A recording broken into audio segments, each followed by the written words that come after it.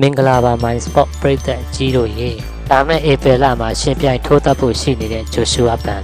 ကျွန်တော်တို့မြန်မာလက်ဝှေ့ပရိသတ်တွေရဲ့အချက်တော်ဂျိုရှူအာဘန်ဟာဒါမဲ့ဧပြီလမှာဂျပန်နိုင်ငံသားဖိုက်တာတာဆူရိုတိုင်ယာနဲ့ရှင်ပြိုင်ထိုးသက်ဖို့ရှိပါတယ်ဒါကြောင့်မလို့ဒီပွဲဟာ UFC ပြိုင်ပွဲတစ်လျှောက်မှာအာရှနယ်ဘာဖိုက်တာ2ဦးရဲ့ပထမဆုံးချန်ပီယံလူပွဲကပတ်လူပွဲတစ်ပွဲဖြစ်လာမှာဖြစ်ပါတယ်ကျွန်တော်တို့မြန်မာလက်ဝှေ့ချစ်ပရိသတ်တွေစောင့်ကြည့်ခြင်းစရာကောင်းလာတဲ့ဒီပွဲကို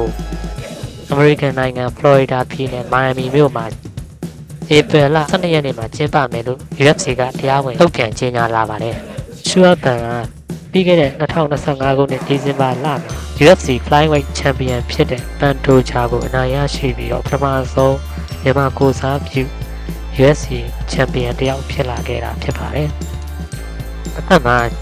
ဂျိုရှူအာဘန်နဲ့ရှင်ပြိုင်ထိုးသက်မဲ့ဂျပန်နိုင်ငံသားတာဆူရိုတိုင်ယာလည်းပြီးခဲ့တဲ့2025ခုနှစ်အတွင်းမှာ